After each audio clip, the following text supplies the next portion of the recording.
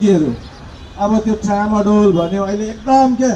हाम्रो सर्वे अनुसार चाहिँ हामी यहाँ जति पनि ड्रग रिलेटेडहरू छौँ होइन हेर्छौँ क्या हिजोको दिन जस्तै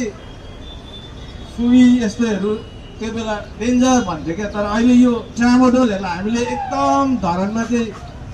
एकदम लाइटली लिइरहेछ भनौँ न हामीले त बारम्बार कुराहरू पनि उठाइ नै रहेछौँ होइन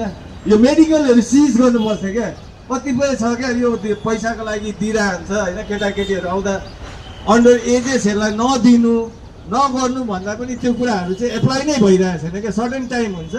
त्यसपछि हुनु पनि हो बिजी वर्ल्ड छ होइन आफ्नो संसारमा जान्छ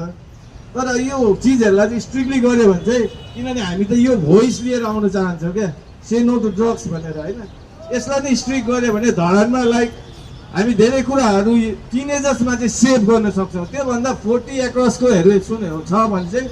लाइक अहिले गाँजा क्या अब न्युज एभ्री अपडेट छ क्या दिनको दिनौ गाँजा पक्रिरहेछ क्या तर अब खै होइन जेल चलाएर मात्रै त चलान गरेर मात्रै सम्भव हुँदैन नि त होइन त्यसलाई एउटा वेज केही छैन क्या अब त्यो कुराहरू पनि अलिकति सम्बन्धित निकायहरूले ध्यान राखिदिनु हुन म अनुरोध गर्छु र मेरो यो सानो सेयरिङ सुनिदिनु भएकोमा सबै उपस्थित हाम्रो सङ्घ संस्था निश्चल दाई सबै मेयर साहबलाई धन्यवाद भन्दै उद्घोषकज्यूलाई म दिन चाहन्छु। धन्यवाद उदास सरलज्यू।